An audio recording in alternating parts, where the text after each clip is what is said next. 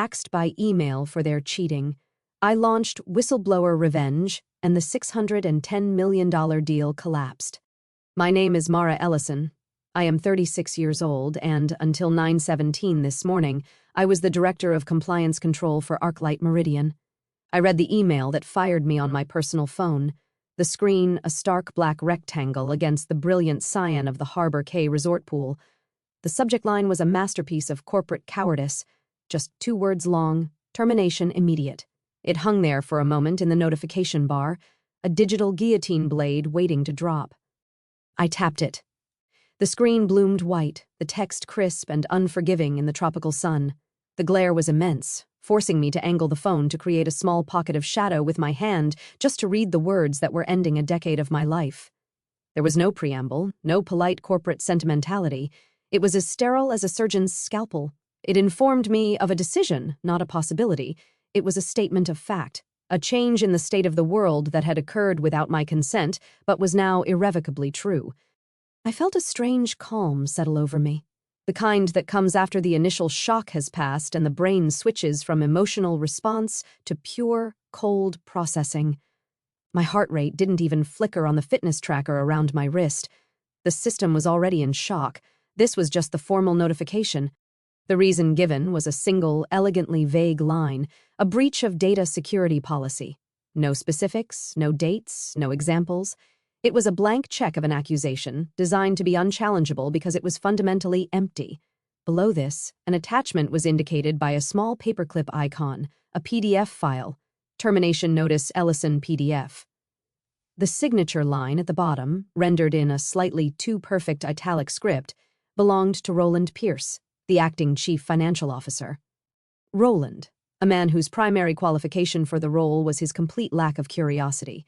He was a placeholder, a warm body in a cold seat, put there because he could be counted on to sign whatever was put in front of him without reading past the first paragraph. He was the perfect instrument for a task like this, a signature without a spine, a man who would serve as the official executioner, while the true architects of this move remained safely off the page. I knew, with a certainty that was bone deep, that Roland had probably not even seen this document. He was on a golf course somewhere in Bracken Ridge right now, complaining about his handicap, completely unaware that his name was being used to light a fuse. My thumb moved with practiced precision, downloading the PDF to the secure enclave on my phone. It took less than a second. I didn't open it in a standard reader. Instead, I fed it directly into a diagnostics app I kept on my home screen for this exact purpose. The app's interface was stark, just a command line prompt. I initiated the function to generate a cryptographic hash of the file. A string of 64 hexadecimal characters filled the screen, SHA-256, the digital fingerprint of the document. Then I opened a separate encrypted note file, one I had updated just last week. It contained the hash values of every official digitally signed document Roland had issued in the past 6 months.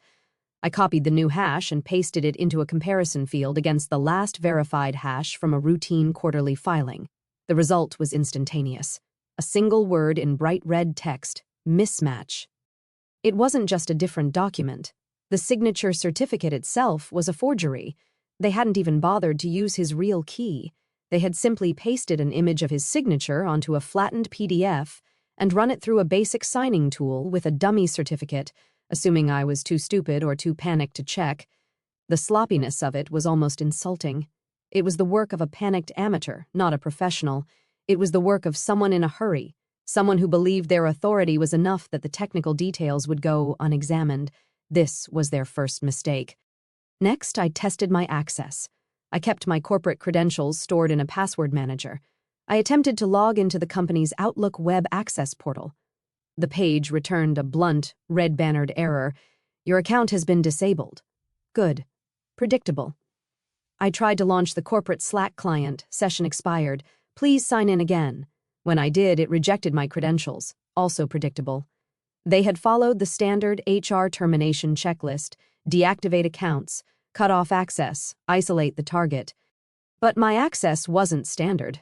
I had built my own backdoor, a private VPN tunnel that connected directly to a server instance I maintained in our AWS cloud, an instance that was, for accounting purposes, simply labeled Compliance Logging Archive. It authenticated with a 4096-bit key pair, not with the company's single sign-on system. They didn't even know it existed. I toggled the VPN on. The icon in my status bar flickered from gray to green, a secure handshake. I was in. I didn't browse files or open channels. I did something far more important. I pulled the last 5 minutes of authentication logs from the primary domain controller. There it was, my account termination, authorized by an admin-level user from an IP address that geolocated to the executive floor of our Brackenridge headquarters, timestamped 9:15 a.m., 2 minutes before the email was sent. I took a screenshot, saved it to my device, and disconnected the VPN. The entire operation took less than 30 seconds. They had locked the front door, but they'd forgotten I had the blueprints to the entire building. Just as the VPN icon faded back to gray, a man in a crisp white hotel uniform appeared at my side. He moved with the silent efficiency of high-end resort staff, placing a tall, sweating glass of orange juice on the small table beside my lounge chair. "Compliments of the manager, ma'am," he said with a small professional smile before retreating just as quietly. The condensation traced a clean, wet ring on the dark wood of the table. Inside the glass, perfect cubes of ice floated in the bright orange liquid. The surface of the swimming pool before me was a placid, shimmering sheet of glass, disturbed only by the gentle breeze. The sky was a perfect, cloudless dome of blue. Everything in this physical space was calm, orderly, and serene, a world entirely at odds with the digital shrapnel that had just exploded in my hand. The quiet hum of the pool filter, the distant laughter from the far side of the resort, the warm sun on my skin. It all felt like a scene from someone else's vacation. My own had just ended. This jarring contrast, the sheer dissonance between the peace of my surroundings and the violence of their action, didn't create anger. It created focus. It sharpened my resolve into a diamond point. My focus was now on preservation. Every action from this moment forward had to be documented, time-stamped, and admissible. I opened an evidence-gathering application I had installed months ago, an app designed for legal professionals to maintain a clear chain of custody for digital evidence. First, I took a full scrolling screenshot of the termination email, capturing every part of it from the subject line to the fraudulent signature. The app automatically embedded the image with metadata, GPS coordinates of Harbor K, the current time, the device ID. Next, I exported the email itself as a raw EML file. This was critical. It contained the full headers, the hidden routing information that told the story of its journey from their servers to my phone. I ran a header analysis. The results came back in seconds.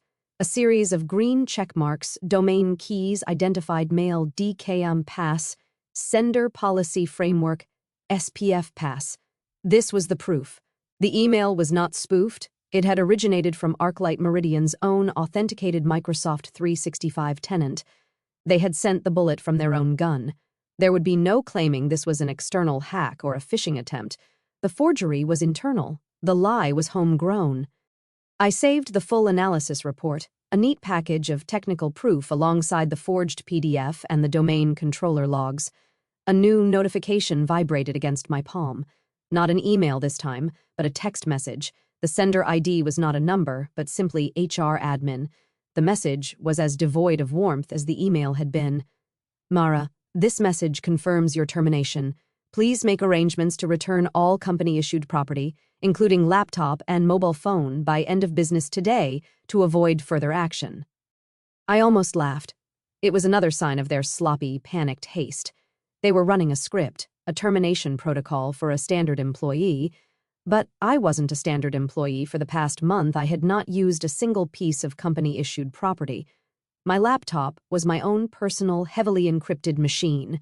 My phone was the one in my hand. I had systematically migrated every workflow, every file, every tool to my own hardware, citing security concerns with their aging fleet of corporate laptops, a move they had approved without a second thought. They had no devices to recall. They had no hardware they could remotely wipe. All the data, all the reports, all my work, and all of their secrets resided on hardware that I, and I alone, controlled.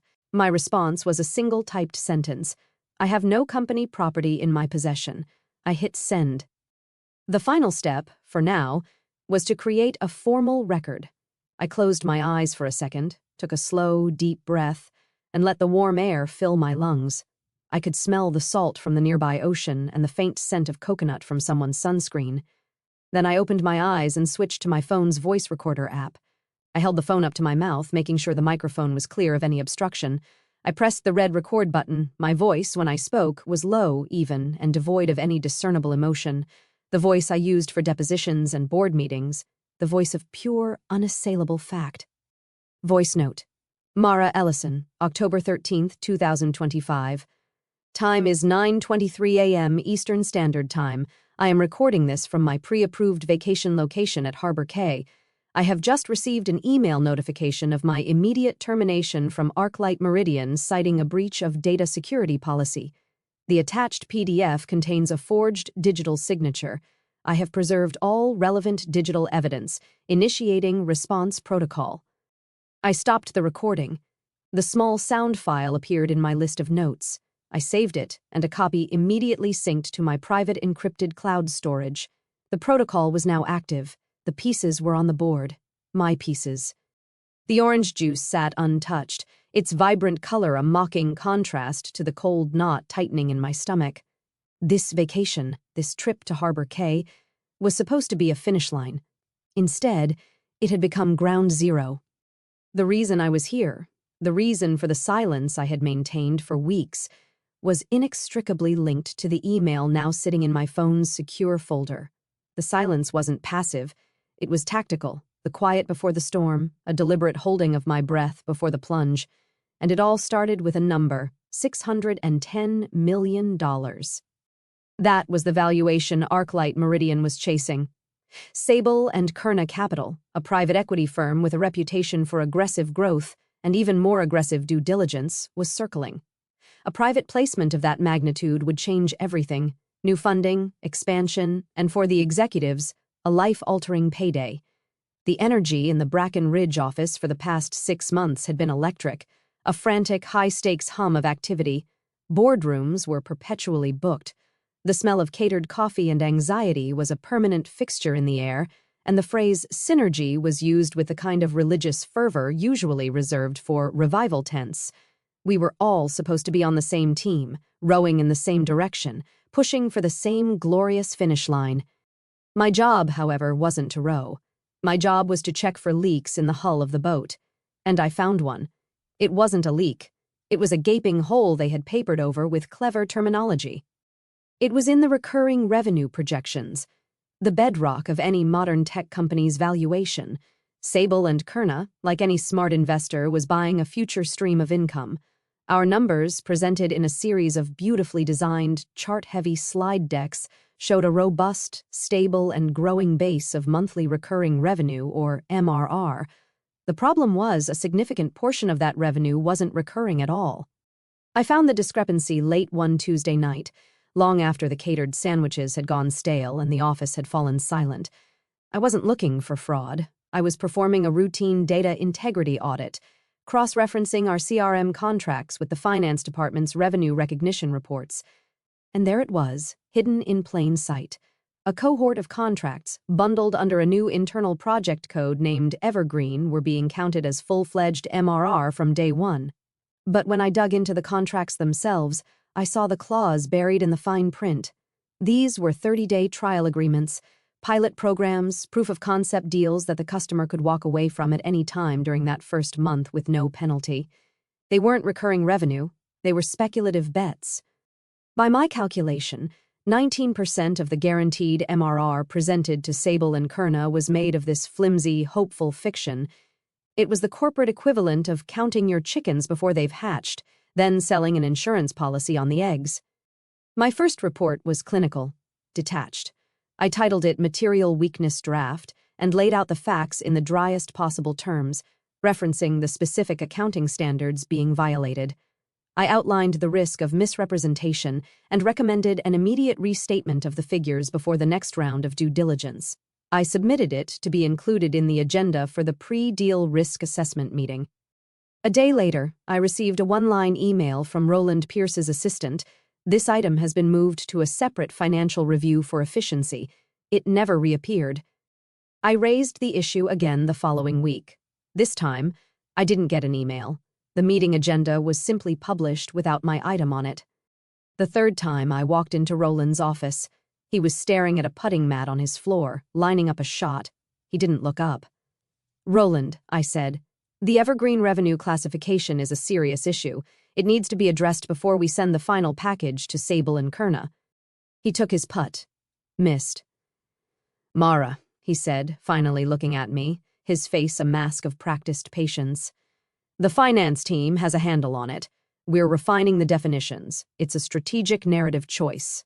A strategic narrative choice. That's what he called a lie. It was then that I knew this wasn't an oversight. It was a deliberate, calculated deception, and they were closing ranks.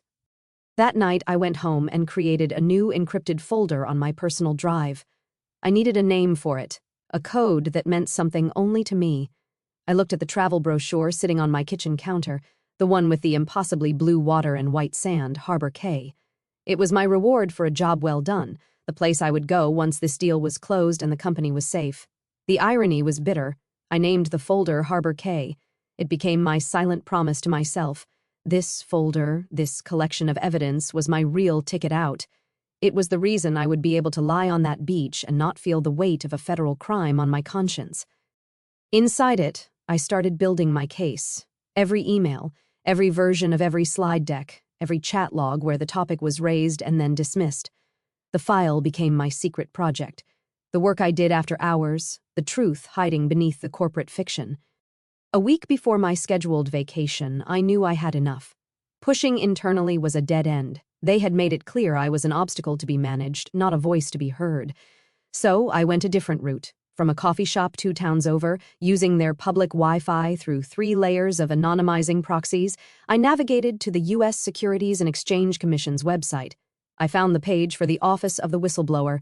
The form was long and clinical, TCR, tips, complaints, and referrals. I filled it out with painstaking detail.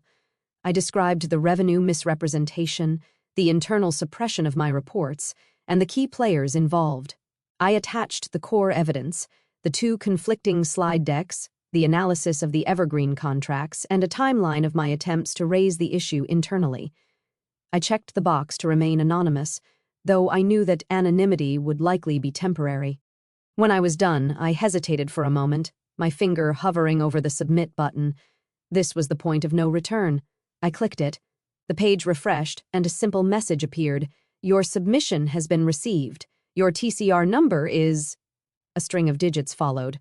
I took a screenshot, saved it to 3 different devices, and then cleared my browser history. The ticket number was my insurance policy, a silent digital tripwire that I had just laid across their path. I told no one. Not my 2 trusted analysts who I knew would have stood by me but who I couldn't risk implicating. Not my lawyer, not yet. Secrecy was my shield. In the Harbor Cay folder, I created a subfolder named Redundancy. I saved the complete evidence package to a military-grade waterproof and shockproof USB drive, which I then tucked into a hidden pocket in my travel backpack.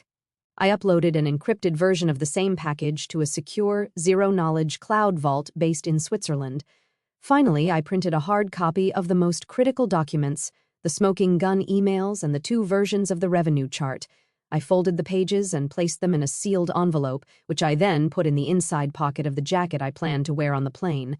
3 copies, 3 different formats, 3 separate locations. Paranoia is a survival skill in the world of corporate compliance. My vacation had been on the books for months, approved by my direct supervisor and Roland himself. They knew exactly where I was going and for how long. The timing of the firing was therefore not a coincidence. It was a calculated move. They waited until Monday morning, my second official day away. They waited until I was over 1,000 miles from Bracken Ridge, separated from my office, my files, and my network. They pictured me disconnected, flustered, and isolated. They imagined I would receive the email, panic, and be powerless to do anything about it. From their perspective, on the executive floor of that glass tower in Bracken Ridge, firing me while I was on a beach was a strategic masterstroke. It neutralized the threat while I was at my most vulnerable. It was a clean, efficient decapitation. But they had made a fatal miscalculation. They assumed that my connection to the company was defined by their network, their hardware, their single sign-on portal. They were wrong. For the past month, I had not been an employee in their system. I had been an auditor of it. They thought they were cutting me loose, setting me adrift in the middle of the ocean. They had no idea that I had already spent weeks lashing myself securely to the data. I wasn't adrift. I was the captain of my own lifeboat, and I was holding the only flare gun in my Harbor K folder. The evidence wasn't a random collection of files. It was a meticulously constructed map of their deceit. Every file, every log, every timestamp was a coordinate, and when pieced together, they didn't just suggest wrongdoing. They provided a step-by-step schematic of the entire fraud. My job over the last 3 months wasn't just to find the truth, but to make it so plain, so technically undeniable, that even a C-suite executive couldn't obscure it with jargon and plausible deniability. I had to turn their complex lies into a simple story. The story begins with the 19%. That was the precise portion of ArcLight's celebrated monthly recurring revenue that was pure fiction. In our industry, recurring revenue is king. It's the promise of stability, the metric that justifies enormous valuations. ArcLight's pitch to Sable and Kerna was built on this foundation, but 19% of that foundation was sand. These were trial contracts, what our internal documents called pipeline holds. A customer would sign up for a 30-day proof of concept, and we would book their potential full contract value as if it were already a done deal. It was the equivalent of a car dealership counting every single test drive as a finalized sale on their quarterly report. The revenue wasn't recurring. It was conditional, dependent entirely on a future decision. Presenting it as guaranteed income wasn't just optimistic forecasting, it was a material misrepresentation, a direct violation of the foundational principles of revenue recognition. It was a lie, plain and simple, dressed up in a spreadsheet. The most damning piece of evidence was the existence of what I came to call the twin decks. There were 2 versions of the final investor presentation, born on the same day but destined for very different audiences. The first was the investor ready deck, a masterpiece of corporate storytelling, full of glossy graphics, soaring revenue hockey sticks, and bullish quotes from supposed clients. It was the version emailed to Sable and Kerna. The second version was the ops deck, the internal-facing presentation used for operational planning. For the most part, the slides were identical, but appended to the end of the ops deck was a crucial section, Appendix B, Risk Factors. This appendix contained 4 slides that detailed, in cautious but clear language, the risks associated with the evergreen revenue stream, noting that a significant portion was subject to client conversion post to trial period. In the investor-ready deck, Appendix B did not exist. It hadn't been edited or rephrased. It had been surgically removed. The version history on our shared drive showed the deletion. It was a digital smoking gun, the kind of evidence that makes regulators salivate. But who pulled the trigger? The file's metadata provided the answer.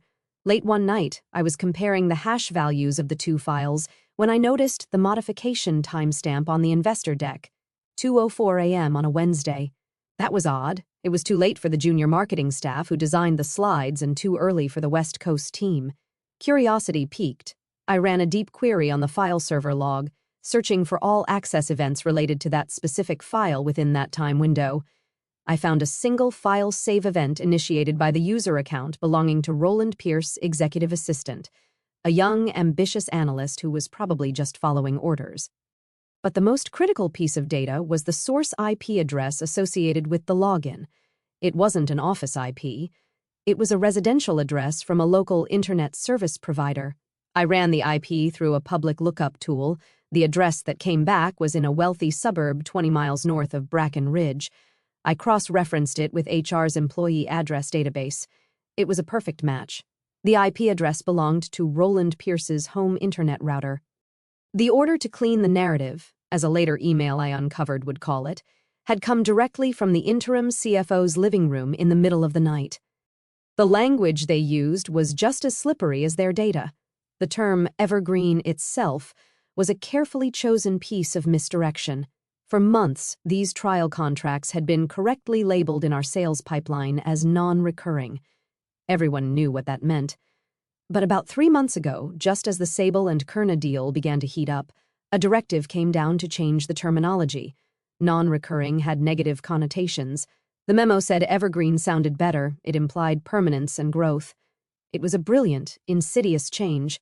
By renaming the category, they could plausibly claim a misunderstanding if anyone asked, while still feeding the misleading data into the top-line revenue models. But they were careless. The change logs in our Salesforce instance recorded the exact date and time every single one of those contracts was switched from the old label to the new one. They had created a perfect timestamp trail of their intent to deceive. Their deception wasn't limited to just the big lie in the slide deck. It extended to who they told it to. Regulation Fair Disclosure, or Reg FD, is one of the brightest lines in securities law. You cannot selectively disclose material non-public information to certain investors and not to others. Everyone gets the same information at the same time. Period. Yet, in the weeks leading up to the deal, Roland and our CEO were having private dinners with a handful of strategic investors, feeding them the inflated evergreen numbers to build momentum. I found the evidence in their expense reports, receipts from expensive steakhouses in the city, and in the email metadata of their correspondence, which showed key data points being sent to these select investors hours or even days before being incorporated into the official data room. They weren't just misleading the market, they were actively creating an unfair advantage for their friends, a clear and prosecutable violation of Reg FD. To keep it all straight, to build a case that was unassailable, I created my own master document, the timeline of 11 weeks. It was a simple spreadsheet, but it was the spine of my entire investigation. In chronological order, it listed every suspicious action. Column A, date Abraha. Column B, time Abrasi. Column C, individual involved Abrasi. Column D, action taken Abrasi. Column E, the evidence. For every entry, from the renaming of the evergreen pipeline to the late-night deletion of the risk slides, I included a direct quote from an email or a Slack message, the file name of the doctored document, and, most importantly, the file's SHA-256 hash. This cryptographic fingerprint ensured that I could prove the versions of the files in my possession were the exact ones that existed on the server at that specific moment, making any future claim that the documents were altered or fabricated by me mathematically impossible. The human element of the cover-up was cruder, but no less damning. In the last 2 risk committee meetings, I had tried to formally raise the issue. Both times, I was shut down before I could even finish my sentence. "Let's take that offline for a separate deep dive with finance," the committee chairman would say, a bland corporate phrase for "shut up and sit down." The official meeting minutes were even worse. Where my dissent should have been recorded, the secretary had typed a single glaring phrase, "Mara Ellison, no comments noted." They were not just ignoring me, they were erasing me from the official record, creating a false paper trail that suggested unanimous consent. I had my own recordings of those meetings, of course, made via an app on my phone that sat innocently on the conference table. The audio files told a very different story from the official minutes. I knew they were cornered, but I needed to be sure. I needed to set a final trap to prove their intent beyond all doubt. In my last quarterly compliance report, buried on page 14, I inserted a single, carefully worded sentence. It was a technical observation, the kind of thing only another compliance or legal professional would understand the full weight of. I wrote, "Should the classification of certain revenue streams currently labeled evergreen be deemed materially misleading, it is the company's obligation to disclose this information to the public via a Form 8K filing within 4 business days of the determination." An 8K is a public announcement of a major event that shareholders need to know about. By writing that sentence, I was doing 2 things: putting my concerns in an official, unignorable document and starting a clock. The mention of an 8K is the 3rd rail of corporate governance. It means the problem is big, material, and public. That report landed on Roland's desk on a Friday. On Monday, I was fired. That, right there, was the final piece of the map, consciousness of guilt. They had read my warning. They understood the legal jeopardy they were in. And instead of correcting the problem, they chose to eliminate the person who had pointed it out. They had just handed me the motive for my own execution, and in doing so had completed my map of their downfall. The time for silent, meticulous collection was over. An attack had been made, and the rules of engagement had changed. They had chosen the battlefield, a remote stretch of beach, believing I was disarmed. But my weapons weren't in an office in Bracken Ridge. They were in a secure folder on my laptop, a series of digital levers connected to the load-bearing walls of their entire $600 million deal. It was time to pull them, not wildly, not in a fit of anger, but one by one with the cold precision of a demolition expert. My first lever was aimed at the heart of their funding, the Westfall Teachers' Pension Fund. Westfall was the lead investor, the anchor tenant in this whole private placement, having committed $180 million. A pension fund, especially one for teachers, has a fiduciary duty stricter than God's own commandments. Their lawyers live and breathe terms like full disclosure and due diligence. They do not tolerate surprises. I opened a new encrypted email client using a clean address I'd established for this purpose. The recipient was Westfall's general counsel, a woman with a formidable reputation whom I had met once at an industry conference. The subject line was neutral, a note regarding ArcLight Meridian due diligence. The body of the email was brief and surgically precise. I introduced myself as the now former Director of Compliance Control. I did not make accusations. I did not use words like fraud or lie. I simply raised questions. In the interest of ensuring the fiduciaries at Westfall have the most complete data package, I wrote, I would strongly advise you to request the full version history of the investor presentation, specifically the internal ops version, which includes the risk appendix. I would also recommend a specific inquiry into the classification of contracts currently labeled evergreen to confirm their recurring nature. I ended the email by stating that I had recently been terminated and was therefore no longer in a position to clarify these matters internally. I hit send. It was a single, well-aimed stone, and I knew it would land in their placid pond like a boulder, sending shockwaves straight to their board. The second lever was for the auditors. BDO, a respectable, if not top-tier firm, was ArcLight's independent auditor. I knew for a fact that they were days away from issuing a formal letter confirming that their review had found no material weakness in ArcLight's internal controls. This letter was a critical prerequisite for the Sable and Kerna deal. It was also based entirely on the filtered, sanitized data Roland's team had provided them. My target was the lead partner on the ArcLight account. This email was even shorter. The subject, urgent query, ArcLight Meridian internal controls. I stated my name and former title. I am writing to inform you, the email read, that concerns I formally raised regarding revenue recognition policies and the integrity of data provided for your review were not addressed prior to my abrupt termination this morning. I would caution against the issuance of any assurance letters until these material weaknesses have been fully investigated. For an auditor, a sentence like that is a 5-alarm fire. It's a direct threat to their professional reputation and a hint of their potential liability. They would have no choice but to slam the brakes, halt the issuance of that letter, and immediately demand access to the data I had just alluded to. Their self-preservation instinct was now my second weapon. Lever number 3 was the most powerful. It was time to go back to the SEC. Their automated TCR portal was cold and impersonal, which was exactly what I wanted. I logged in with my case number. The system allowed for supplemental filings for adding new information to an existing complaint. My original filing had been about the financial misrepresentation. This update was about something even more serious in the eyes of the SEC, whistleblower retaliation. This is where their forged email became their undoing. I uploaded the PDF of the termination letter. I uploaded the screenshot of my SHA-256 hash analysis with the mismatching strings highlighted in red. I attached a short declarative memo. Attached is a termination notice I received at 9:17 a.m. this morning, October 13, 2025. Less than 72 business hours after my concerns were formally submitted in an internal compliance report. The digital signature on the document is a forgery, as proven by the attached hash comparison. This action represents a clear and immediate retaliation against a protected whistleblower activity and an attempt to obstruct an investigation into securities fraud. I clicked Submit. I had just officially informed the federal government that ArcLight Meridian was not only cooking its books, but was now actively engaging in a criminal cover-up. The clock was no longer just ticking. It was now wired to a bomb. With the external levers pulled, I turned to internal communication. I drafted a new email from my personal account.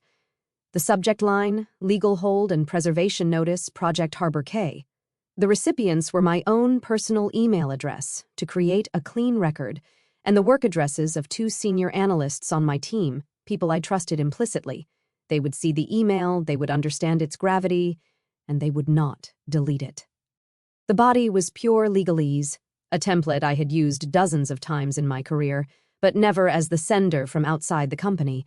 It formally put ArcLight Meridian on notice that all documents, emails, chat logs, and data related to my work, particularly the project codenamed Harbor K, were to be preserved immediately and without alteration pending litigation.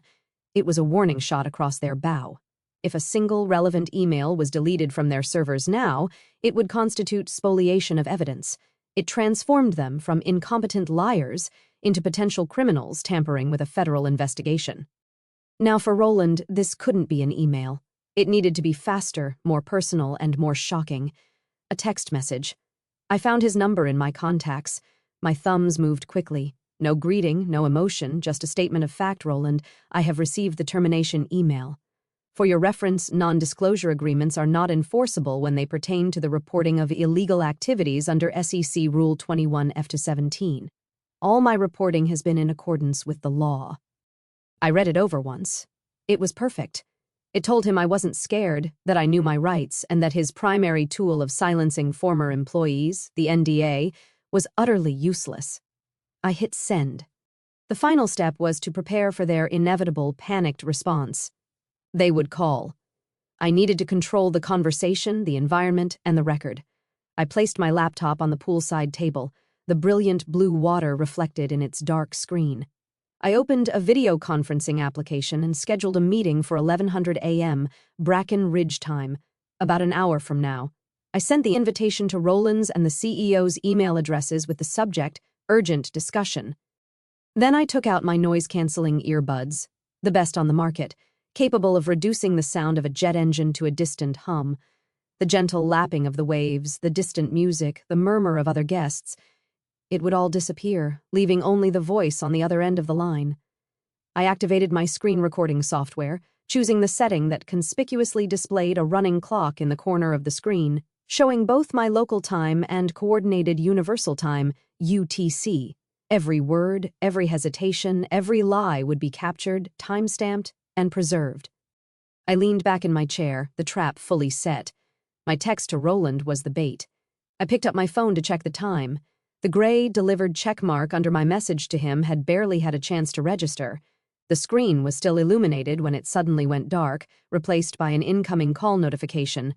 Roland Pierce. His face, a corporate headshot from 5 years ago, looked out at me. I let it ring once, then twice. A small moment of psychological warfare. Then I answered. His voice was strained, attempting a folksy charm that sounded utterly alien coming from him. Mara, thank goodness. Let's not do this over email and text. Let's talk about this like family, shall we? Family? Roland? I replied, my voice perfectly level, filtered through the noise-canceling circuits of my earbuds. The sound of the nearby waves was a ghost, a pressure in the air rather than a noise. I don't think my family would terminate my employment via an email with a forged signature while I'm on an approved vacation. Let's skip the pleasantries. You have my attention for the video call I scheduled at 1100 a.m. Bracken Ridge time. I expect our CEO will be joining. I was dictating the terms, not asking. This wasn't a conversation between colleagues. It was a hostage negotiation, and he had just realized he wasn't the one holding the gun. As he began to stammer a response, my phone buzzed with a text message. I glanced down. It was from HR admin again. The message was sharp, peremptory. Mara, we have not received confirmation of your arrangements to return company property. This must be completed by 5 p.m. today. Their disorganization was staggering. They were a multi-million-dollar corporation, acting with the panicked incompetence of a cornered shoplifter. My thumbs flew across the screen in response, my focus never leaving the call. As stated previously, I have been using 100% personal equipment since June. There is no company property to return. Please check your records. I hit send. One fire put out. "Mara, let's be reasonable," Roland was saying, his voice regaining a slippery, practiced smoothness. "There's been a misunderstanding, a breakdown in communication. These things happen in a fast-moving environment." As he spoke, a new email notification dropped down from the top of my phone screen. The sender was ArcLight's IT security department. The subject line, in all caps, was a clumsy attempt at intimidation, final notice, unauthorized access to corporate network. I tapped it open. It was a template email threatening legal action for breaches of the company's acceptable use policy. They had detected my 4096-bit key-authenticated VPN connection. They were accusing me of hacking them. It was absurd. My access hadn't been through their standard employee portal. My private tunnel was never governed by the SSO protocol they had just terminated. They had no legal ground, and they knew it. It was a scare tactic, another sign of desperation. I archived the email without a reply, a second fire doused by its own ineptitude. "I don't think this is a misunderstanding, Roland," I said, bringing my attention back to him. "I think it's very clear." "Look," he sighed, the fake charm dissolving into raw transactionalism. "We can make this right. ArcLight values your contributions. We are prepared to offer you a very generous severance package, 6-month salary, full benefits continuation. We'll even forget this whole incident. Just sign a standard departure agreement. Go enjoy your vacation, finish your drink, don't make any waves. Let this go, and you can walk away very, very comfortable." There it was, the bribe, the clumsy, predictable, insulting offer to buy my silence.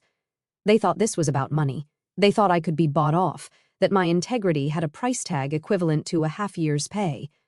I let the silence hang in the air for a moment. I picked up the glass of orange juice and took a slow, deliberate sip. The ice clinked against the glass, the only sound in my world. "I'm not interested in a severance package, Roland," I said calmly, "but I do have a number for you. Are you ready to write it down?" I could almost hear him lean forward, the rustle of paper on his end. Yes, I'm ready," he said, the relief in his voice palpable. I cleared my throat. "The number is," I said, pausing for effect, "TCR 2025. And then I slowly, clearly read out the 7-digit ticket number from my submission to the Securities and Exchange Commission. The silence that followed was the most profound I have ever experienced. It wasn't just an absence of sound. It was a living, breathing thing, a vacuum that sucked all the air out of the conversation. I counted the seconds. I watched a single bead of condensation roll down the side of my glass. I saw the reflection of a gull flying across the perfect blue sky in my dark laptop screen. I heard my own steady breathing. 1 minute, 2 minutes. I could picture him on the other end, the color draining from his face, his mind frantically trying to process what I had just said. A TCR number meant this was no longer an internal HR matter to be buried with a severance check. It was a federal case. 5 minutes. The silence stretched, becoming impossibly heavy. He wasn't just thinking, he was panicking. He was likely texting the CEO, the lawyers, anyone he could think of. 7 full minutes passed. Finally, a choked, raspy voice came through my earbuds. It was Roland, but he sounded like a different man, defeated. "Okay," he whispered. "Okay, we can still negotiate a number, Mara. Just tell us the number." Before I could answer, my screen lit up with another notification, this time from a financial news alert service I subscribed to. The headline was from a well-known investment blog, "Questions arise around ArcLight Meridian's revenue metrics ahead of private placement." I clicked the link. There it was. My first lever had landed. The Westfall Pension Fund hadn't bothered with a private phone call. They had posted their query to a public investor relations portal where it was immediately seen by the press. The article quoted the query verbatim, "Can ArcLight Meridian's management please provide a detailed explanation of the evergreen contract classification and confirm what percentage of reported MRR is subject to cancellation post-trial?" It was a beautifully crafted, professional question that was, in essence, a public accusation. The fallout was immediate. Within minutes, another link appeared on my feed, this time to ArcLight's own corporate blog. The PR department had scrambled to post a response. The title was a masterpiece of evasive corporate speak, innovating KPI definitions for a new era of growth. The post was a word salad of nonsense about recontextualizing metrics and dynamic revenue paradigms. It was meant to be a calming, reassuring statement, but in their haste, they had made a fatal technical error. They forgot to check the discourage search engines from indexing this site box in their content management system. The post was instantly indexed by Google's crawlers, and screenshots were already proliferating across Twitter. They were trying to put out a fire with gasoline. Then came a text from one of the analysts I trusted. It was a screenshot from an internal Slack channel. Auditors just put a formal pause on the comfort letter. The text read, "Management is in full meltdown." A moment later, another screenshot arrived. This one made my breath catch. Someone just messed up the permissions on the board-only channel. It was public for about 90 seconds. I grabbed this. The image was of a frantic exchange between two board members. Did Roland authorize this firing? One had written, the other replied, God, no. He said he had it handled. We have a major Rule 10b to 5 issue now. Get legal on the line now. They were panicking. They were turning on each other. The internal structure was beginning to fracture under the pressure I had just applied. I closed my eyes, absorbing the flood of information. The counterattack was chaotic, clumsy, and failing on all fronts. They were playing checkers, and I was playing chess. I had predicted their moves, and they had walked into every trap. The final confirmation of this came a minute later, a notification from Signal, the encrypted messaging app. It was from a senior director of product, a quiet, brilliant woman I had always respected for her integrity. I had never messaged her before. The message was short, but it was everything, Mara. It's Sarah. I saw the rumors. They made us push the numbers. The original projection models showed a 15% lower growth rate. I have the original files with the real data, time-stamped from before finance altered them. If you need me to talk, I will. I looked out at the ocean. The sun was bright. The waves were gentle. A new path had just opened up. I was no longer a lone whistleblower. I had evidence. I had leverage. And now I had an army. The message from Sarah, the product director, was a paradigm shift. It was the final piece of data I needed, transforming my case from a meticulously documented argument into a living conspiracy with cooperating witnesses. Her testimony would corroborate everything my data already proved.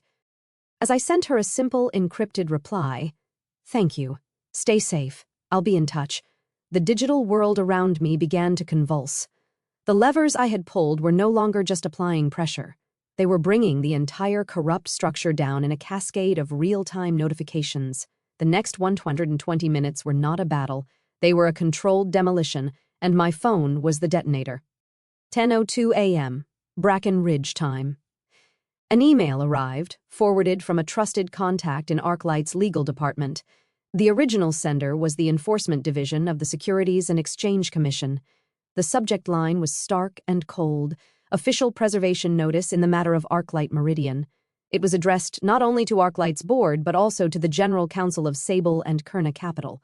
This was faster than I ever could have anticipated. My supplemental filing, the one about my retaliatory firing, had acted as a powerful accelerant.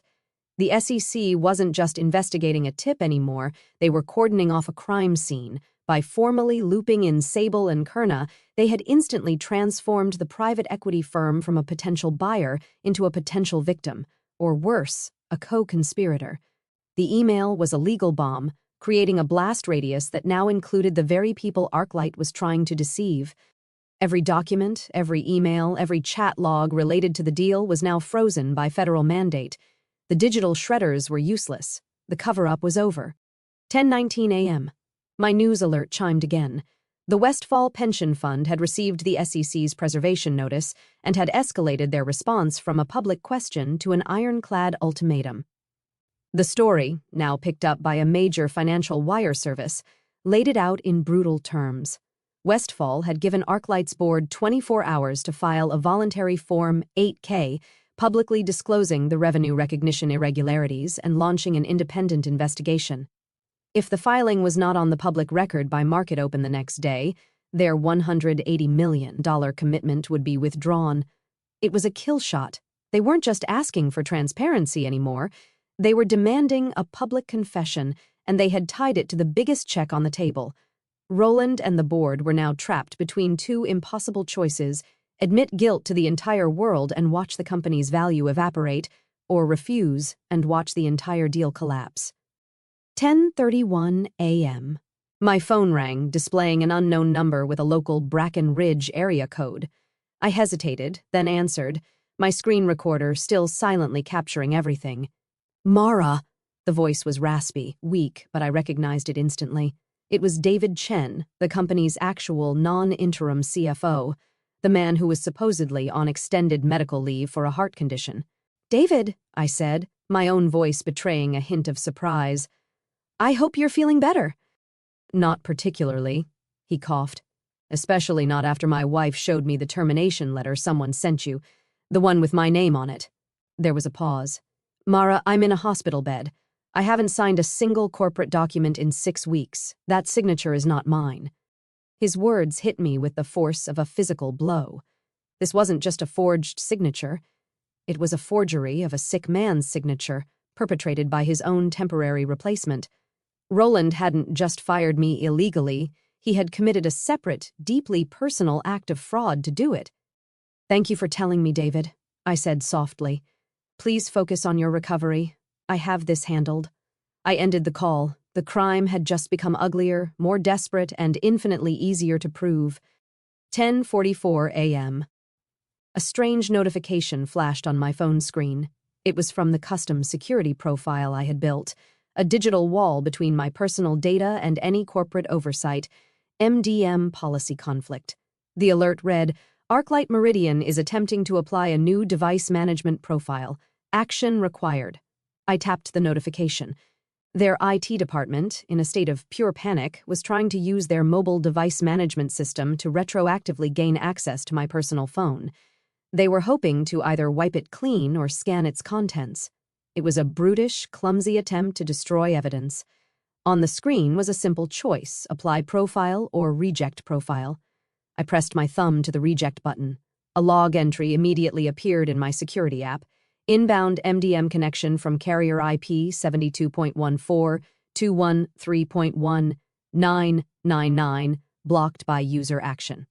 They had tried to break into my house in broad daylight, and I had just slammed the door in their face and taken a picture of them on the porch.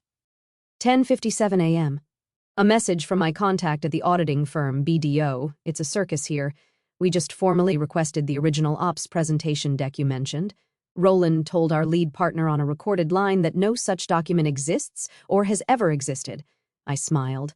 It was the kind of desperate, stupid lie a cornered man tells. He was gambling on the hope that the auditors wouldn't or couldn't force the issue. But version control logs are the ultimate truth teller in the corporate world. Every save, every change, every deletion is recorded. By denying the existence of the file, Roland had just committed himself to a falsehood that could be disproven with a single IT query. He had just lied to a federal auditor. The consequences for that were, in many ways, more severe than the original fraud itself. 11:11 a.m. I navigated to the ArcLight corporate blog out of curiosity.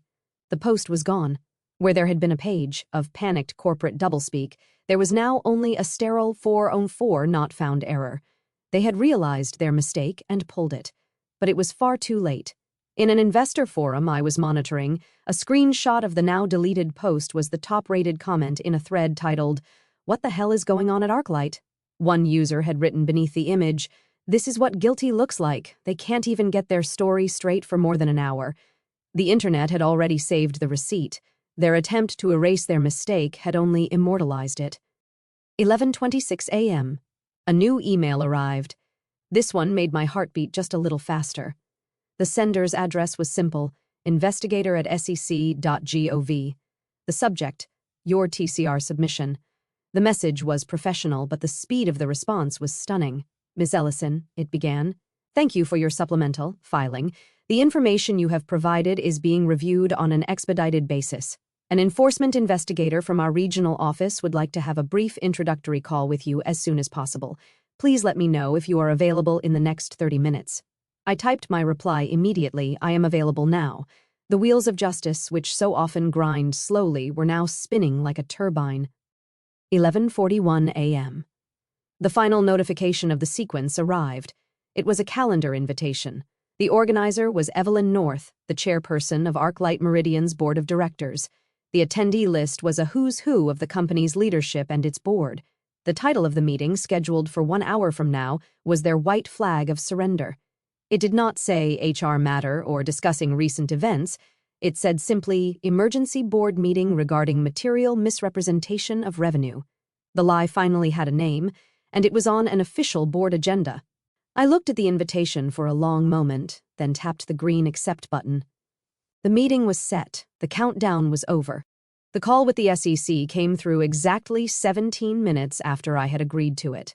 A man named Davies, with a tired face and the sharp, focused eyes of someone who has seen every possible permutation of corporate greed, appeared in a small window on my screen. There were no pleasantries. He had my TCR number. He had my supplemental filing, and he wanted the evidence. "Ms. Ellison," he said, his voice a flat baritone, "walk me through your findings." I enabled screen sharing. My prepared presentation, the Harbor K folder itself, filled the screen. "Mr. Davies," I began, "the best way to understand this is not as a single action, but as a systematic 11-week campaign of deception. The numbers themselves will tell the story." My first exhibit was a simple 2-column chart. On the left, I explained, you have the SHA-256 hash for the final ops presentation, the internal version. On the right, the hash for the investor presentation sent to Sable and Kerna. As you can see, the cryptographic fingerprints do not match. They are fundamentally different files. My cursor hovered over a timeline at the bottom of the screen. Server logs show that 12 distinct changes were saved to the investor version between 1:58 a.m. and 2:07 a.m. on the morning of September 26th. The original file was overwritten. The version with the risk disclosures was eliminated. Davies just nodded, his eyes fixed on the screen. The data was absolute. Hashes don't have opinions. They are mathematical facts. I had just shown him with irrefutable certainty that 2 versions of the truth existed. Next, I pulled up a slide containing a single paragraph of text, a direct screenshot from one of the so-called evergreen contracts. I read the key clause aloud. In the event that the client does not achieve the key performance indicators outlined in Appendix A within the initial 30-day operational period, the client is entitled to a full and immediate refund of all fees paid. I paused, letting the words sink in. "Mr. Davies, this is not recurring revenue. It is, by definition, conditional revenue. The company was booking the full annualized value of these contracts as guaranteed income on day 1, despite a clause that allowed the client to walk away with a full refund on day 30. This single clause invalidates 19% of their reported MRR. I didn't need to embellish. The contract language was a confession. But a mistake can be excused. A pattern of deception cannot. My next exhibits were designed to build that pattern, to demonstrate intent. I displayed a screenshot of an email from ArcLight's vice president of sales sent to his entire team. His words, written in a cheerful blue font, were damning, team, moving forward, all trial contracts are to be labeled evergreen in the pipeline reports. Let's lose the non-recurring tag. Evergreen sounds stickier and will help boost the conversion rates in the summary tables for our investor package. He had put the motive in writing, not to clarify but to cosmetically inflate the numbers. He wanted the summary tables to look better. He had just provided the SEC with a written admission of intent to mislead. Then I showed Davies the Slack message. A screenshot of a conversation from the internal finance team's channel, dated the day before the risk slides in the investor deck were deleted. A junior analyst had asked, "Are we sure this is the final version? What about compliance?" The response from a senior finance manager was the nail in the coffin. "This is the version for the data room. Mara will kill this whole game if she sees this one.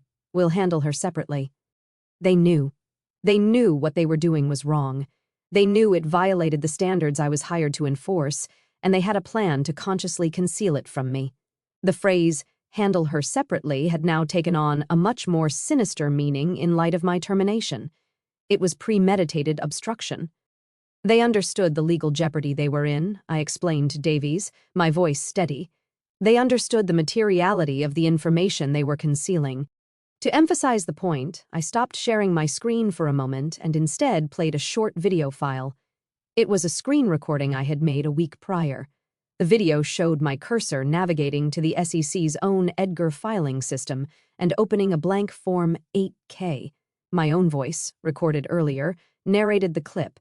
Under securities law, the voiceover said, a material event requires a public disclosure via an 8K filing within 4 business days. Materiality is defined as information a reasonable investor would consider important. The intentional misstatement of 19% of a company's primary valuation metric would, by any standard, be considered material. The video ended. I had not only told the investigator that they had broken the law, I had provided a clear visual demonstration of exactly which law they had broken and why their actions met the threshold for a mandatory public filing. Davies was silent for a long moment, processing. He finally spoke, his question precise and aimed at the heart of any fraud case.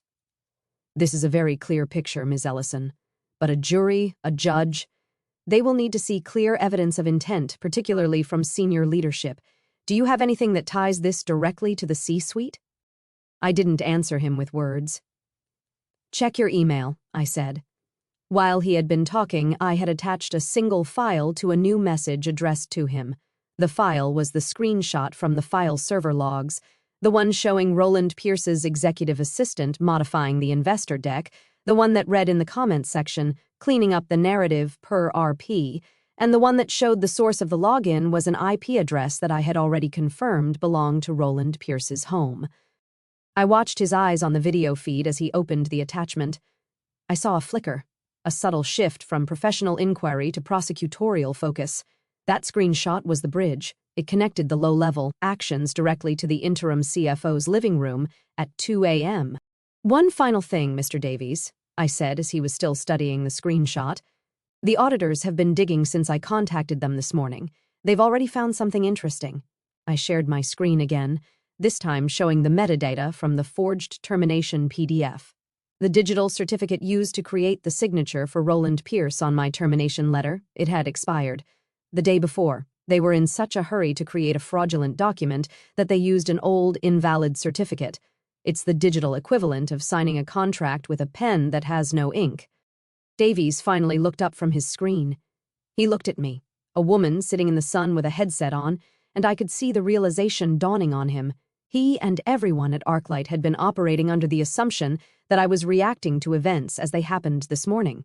They thought they had initiated a fight that I was scrambling to respond to from a beach chair. The truth was far simpler. The case was already built. The evidence was already collected, cataloged, and curated. All the damning files, the screenshots, the logs, the entire narrative of their crime. It had all been sitting in the Harbor K folder for weeks, waiting. They didn't know that when they fired me, they weren't starting a war. They were just giving me the signal to launch the missiles. All I had to do from the beach was pull the strings.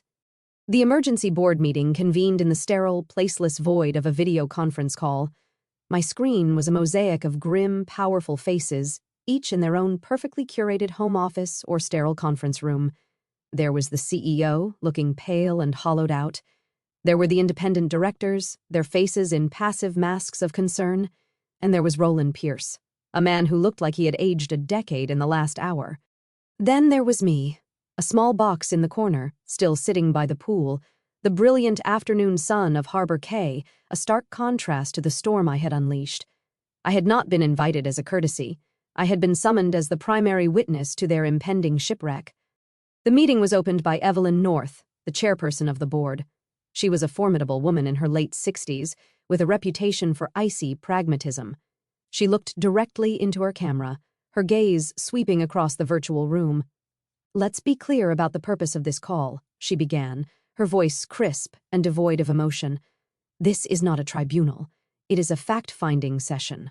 We are here to understand the situation, to assess the damage, and to determine the correct path forward for this company. We need facts, not a war of words. It was a masterful opening, an attempt to seize control, to frame the crisis as a manageable business problem. Roland, predictably, was the first to break the fragile peace. He unmuted his microphone, his face a blotchy red. With all due respect, Evelyn, we need to consider the source of these facts, he said, his voice tight with a mixture of fear and rage. Mara was a disgruntled employee. She was terminated for cause, for a breach of our data security policies. She has a personal agenda here. This is nothing more than a vindictive, calculated attack by someone who was on their way out. It was a pathetic, predictable defense. Attack the messenger when you can't attack the message. I waited a beat before I unmuted my own microphone. I did not raise my voice. I did not defend myself. I simply corrected the legal framework of the conversation. My agenda is not personal, Roland, I said, my voice as calm as the surface of the pool behind me. My agenda is SEC Rule 10b-5. I let the designation hang in the air for a moment. It was a language the directors understood far better than accusations of personal vendettas. It's the regulation that makes it unlawful to defraud or make material misstatements to investors. My motive was to report a violation of that rule. Your decision to terminate me immediately after I did so is the only personal action that has been taken here. I had turned his accusation back on him, transforming his attempted character assassination into an admission of retaliation. I continued, addressing the entire board. Now you have two paths before you. They are both difficult, but one is survivable and the other is not. If you choose to remain silent to try and cover this up, you are actively and knowingly perpetuating a fraud on your investors. Every single one of you on this call could be held personally liable. The second path is to file a Form 8K. You disclose the misrepresentation, you announce an independent investigation, and you begin the painful process of cleaning your own house. An 8K will hurt your stock price tomorrow. Silence will destroy the entire company. I wasn't pleading with them. I was a doctor explaining a diagnosis and the one available radical treatment. An independent director, a retired manufacturing CEO named Thomas, leaned into his camera. He looked troubled, confused. "Are we being told we are legally obligated to file this 8K?" he asked, looking around the virtual room. "Is this a recommendation?" Before Evelyn or the company's counsel could answer, a new voice joined the call, calm and authoritative. It was Mr. Davies from the SEC, who had been invited to observe. "Mr. Chairman," Davies said, his face impassive, "the Securities and Exchange Commission is not in the business of making recommendations in situations like this. Based on the evidence we have received and are currently reviewing, we are informing ArcLight Meridian that a filing is required." The word hung in the air, required. It was no longer a choice. It was an order. The federal government had just spoken. As if on cue, another voice, belonging to the General Counsel of the Westfall Pension Fund, cut in. "And to be perfectly clear," she said, her tone leaving no room for negotiation, should that required filing not appear on the Edgar system by the close of business today, Westfall will be formally rescinding its $180 million letter of commitment. You have until 5 p.m. The legal threat was now backed by an immediate financial ultimatum. The walls were closing in, brick by brick. In a moment of almost comical desperation, ArcLight's head of public relations unmuted herself. "Perhaps we can get ahead of this," she suggested, her voice strained. "We could release a statement, a blog post, a view from the top narrative piece that frames this as a proactive reassessment of our metrics." Evelyn North cut her off so sharply it was like a physical blow. "Stop," she commanded, her voice like ice. "There is no narrative. There is no perspective. There is no framing a number. The numbers are what they are. The time for public relations is over." I saw my moment. "Madam Chairwoman," I said, my voice drawing the focus back to me. "Before this meeting concludes, I have a single request. I would like the official minutes to reflect the following sentence verbatim. Mara Ellison was terminated via email during an approved vacation one business day after she submitted a report questioning the company's public representation of its recurring revenue." There was a stunned silence. It was a brutal, simple, and entirely true statement of fact. Forcing them to enter it into their own official corporate record was like carving my testimony into the wall of the boardroom. It was a permanent scar, an admission of retaliation that could never be erased. Evelyn North stared at me through the camera for a long time, her expression unreadable. She did not grant my request. She did not deny it. Instead, she turned her gaze slowly and deliberately to the box on the screen that held Roland Pierce's face. All the power, all the anger, all the fear in that virtual room seemed to coalesce and focus on him through her eyes. When she finally spoke, her voice was quiet, almost conversational, but it was the most dangerous sound I had ever heard. Roland, she said softly, I have just one question for you. When you were appointed interim CFO, you were issued a new digital signature certificate. The auditors have confirmed this. So, I need you to tell me, Roland, did you at any point authorize another person, your assistant or anyone else, to make use of your old, expired digital signature on your behalf? The question was a masterpiece of legal precision. She wasn't asking if he had committed forgery, only if he had authorized it, giving him a dozen ways to incriminate himself. We all watched his face. We saw the flicker of panic in his eyes, the beads of sweat on his forehead. He opened his mouth to speak, but no sound came out. He closed it again. The silence stretched. 1 second, 5 seconds, 10. It was an eternity. It was the sound of a man's career ending. It was the sound of a lie collapsing under its own weight. In the profound, damning quiet of that video call, Roland Pierce confessed to everything without ever saying a word. 10:06 p.m. Bracken Ridge time. The world, or at least the small, vicious corner of it that Arclight Meridian occupied, held its breath. My own lungs were tight in my chest, a compressed spring of anticipation. My laptop screen, set to auto-refresh the SEC's Edgar database every 15 seconds, was a placid blue-and-white universe of hyperlinks and search fields. The sun was hot on my shoulders here at Harbor Cay. The ice in my water glass was melting into a clear pool, but all my senses were focused on that screen. The rhythmic slap of water against the pool's edge was a slow, agonizing metronome, counting down to a moment I had engineered but could not fully predict. Then the screen flickered. A new line appeared. The text was small, black, and utterly devoid of drama. Form 8K, Arclight Meridian, Inc., date of report, October 13th, 2025. Item 8.01, Other Events. It was the most sterile language you could imagine for a corporate filing, the linguistic equivalent of a concrete bunker. But I knew that inside that bunker was a stick of dynamite with a lit fuse. I clicked the link. The PDF loaded, each percentage point of the progress bar a separate beat of my heart. The document was a masterpiece of legal self-flagellation, drafted by lawyers whose every instinct screamed for obfuscation, but who were now legally bound to clarity. It spoke of a voluntary disclosure and the discovery of certain misrepresentations related to the classification of recurring revenue. It mentioned an immediate internal review and a reevaluation of internal controls. The words were chosen to sound proactive, responsible, but to anyone who could read between the lines, to the analysts, the funds, the predators of the market, it was a confession. It was blood in the water. The first sound was not the splash, but the alarm. A high-frequency digital shriek from my phone. My market application, the one I had configured with alerts for Arclight stock, began to scream. It was not a single notification, but a cascade, a frantic, panicked chorus of chirps and buzzes. I glanced at the screen. The ticker, which had been holding steady in pre-market trading, had turned into a waterfall of red. A single vertical plunge down 5%, then 10. My thumb scrolled through the data, my mind processing the numbers with the cold detachment I had trained for years. In the first 90 seconds, $40 million of market capitalization had evaporated.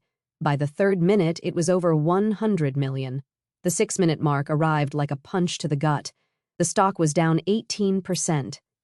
18% of a company's value, of employee stock options, of retirement plans, gone in the time it takes to toast a bagel. I felt no joy, only the grim, metallic taste of inevitability. The numbers were simply testifying, as I knew they would. A new email chimed, a single, polite notification that cut through the noise of the market alarms. The sender was the generic HR distribution list. The subject line was the epitome of corporate euphemism. Arclight Meridian announces leadership transition. I opened it. The text was brief, a sterile press release pasted into the body of the message.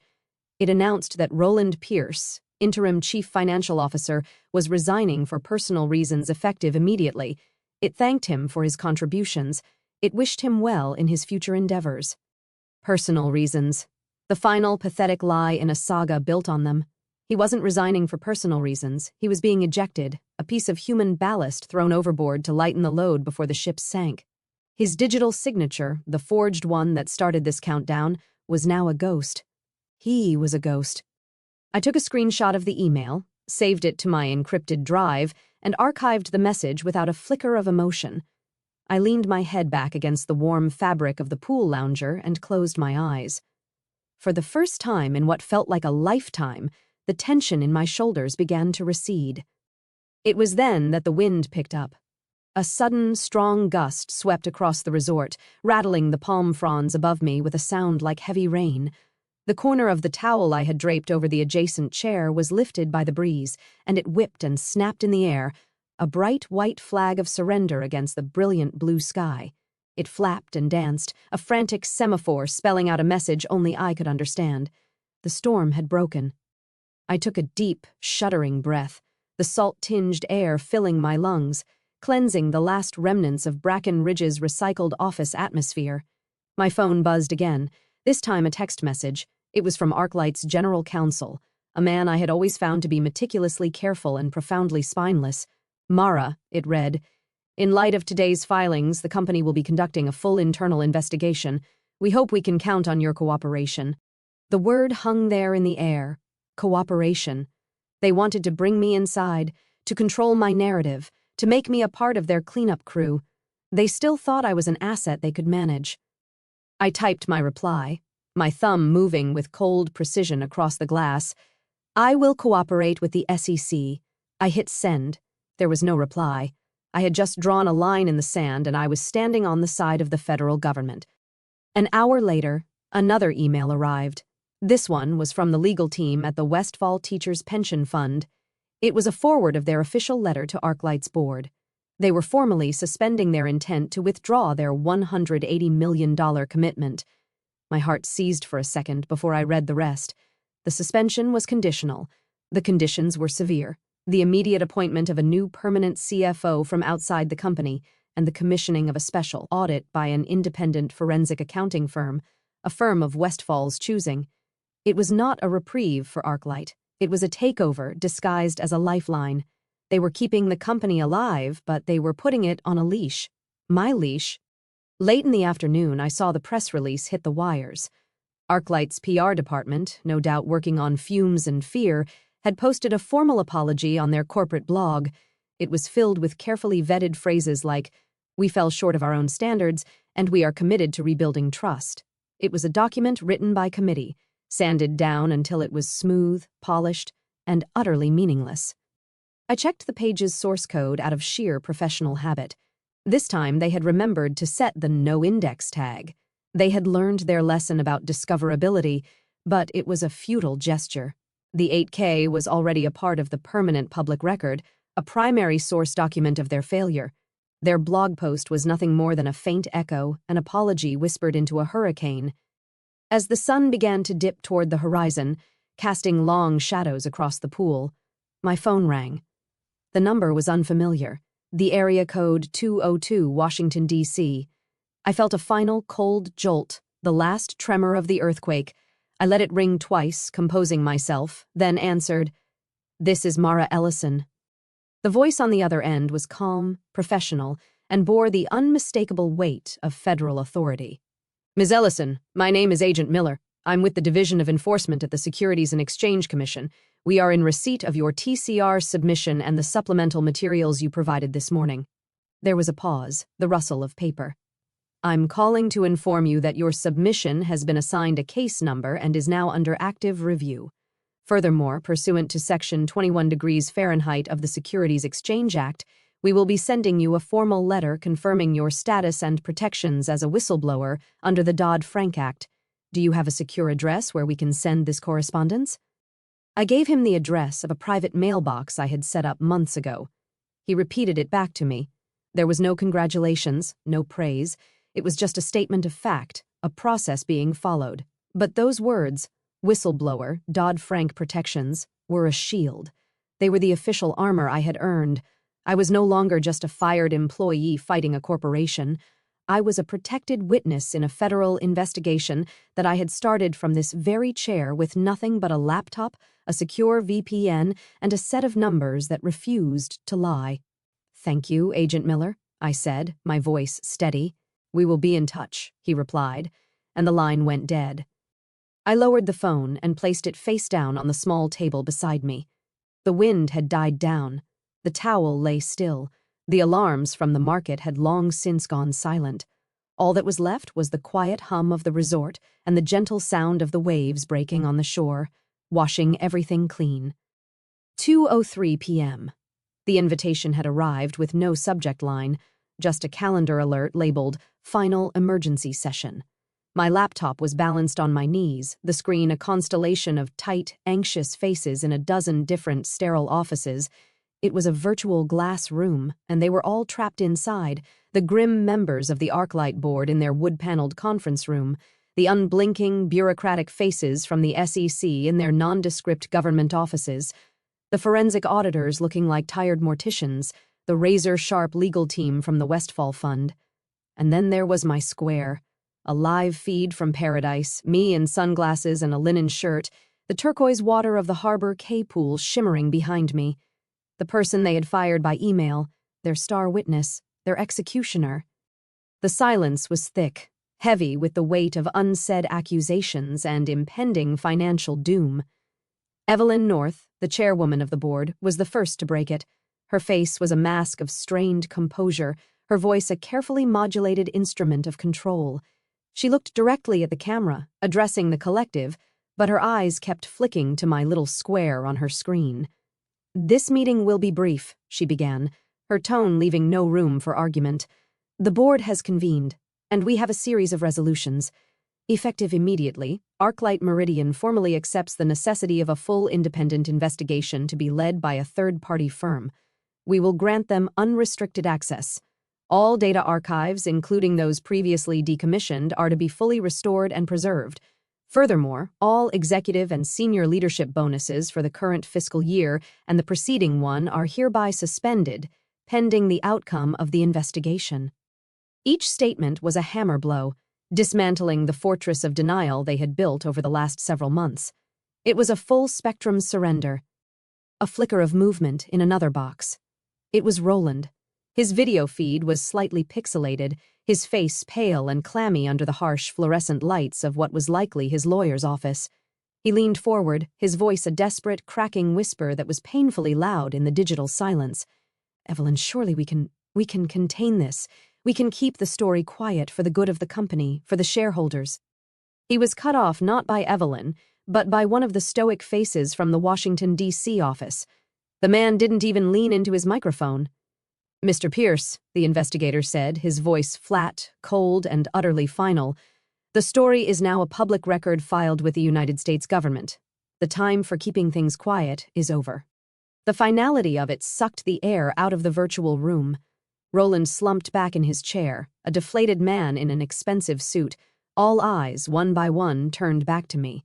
I could feel their collective gaze through the screen, a palpable pressure. They were waiting for my demands, for my price, for the pounds of flesh I was about to exact. I took off my sunglasses, letting the camera see my eyes clearly. I leaned forward just enough for the microphone to catch my voice over the soft sea breeze. I let a beat of silence pass, a silence that was mine to control. Then I said the only thing that mattered: "I don't want my job back." The words dropped into the conversation like a stone in a still pond. I saw a flicker of confusion on Evelyn's face. "I want my name off every single lie." That was it? My entire platform. It wasn't a negotiation, it was a moral declaration. It took every piece of leverage they thought they had over me: money, career, revenge, and vaporized it. I had repositioned myself from a victim into a judge. The SEC investigator nodded slowly, a small, almost imperceptible gesture of acknowledgement. "For the record," he stated, his voice carrying the weight of the federal government, "the Commission officially recognizes Ms. Ellison's TCR submission as the primary triggering source for this inquiry. The whistleblower protections afforded under Section 21F are and will remain in full effect." He was speaking to me, but his message was for everyone else on the call: "Do not touch her. E." As if on cue, the lawyer for the Westfall Fund unmuted his microphone. "Given the board's proactive steps," he said, his voice smooth as polished granite, "the Westfall Pension Fund confirms it will proceed with its capital commitment following the comprehensive restructuring of the executive team. However, this action has triggered the material adverse change clause in our term sheet. The company's valuation will be adjusted accordingly, as per the formula outlined in Section 7 billions of the agreement. I watched Roland's face. The blood drained from it. He knew what Section 7 billions meant. It meant the inflated valuation he had built on a foundation of lies was being repriced in real time. It meant his stock options, his exit package, his entire net worth had just been slashed by a catastrophic margin. He visibly paled, his mouth hanging slightly open. He was a ghost at his own funeral. Evelyn North's gaze settled on me once more. The mask of control was gone, replaced by a deep, weary resignation. The fight was over. She had lost. "Mara," she said, her voice quiet but clear. "Arclight owes you an apology." I looked at her, at the powerful woman who had let this happen under her watch, who had tried to silence me, and who was now publicly humbled before a gallery of her peers and her regulators. Behind me, perfectly timed as if directed by some unseen cinematic force, a large wave swelled and crashed onto the shore. The sound of it, a powerful, cleansing roar, was picked up by my microphone, filling the silence for a moment. I gave a single, slow nod. My hand moved to the trackpad. My cursor, a small white arrow, floated over the red icon at the bottom of the screen. I didn't say goodbye. I didn't wait to be dismissed. I clicked Leave Meeting. The connection terminated with an electronic beep, sharp and final. The screen went black. For a long moment, I just stared at my own reflection in the dark, glossy glass of the laptop. I saw my face framed by the impossible blue of the sky and the gentle sway of a palm tree. And in that reflection, I saw the city of Bracken Ridge hundreds of miles away, its towering skyline suddenly seeming smaller, diminished, as if the entire city had just sunk down a floor. I closed the laptop. The click was soft but satisfying. I picked up my phone, which had been silent for the last hour, and placed it on the table screen down. I was done with their world. I swung my legs off the lounger, stood up, and turned my face to the sun, feeling its warmth on my skin. The ocean was waiting. Thank you so much for listening to this story.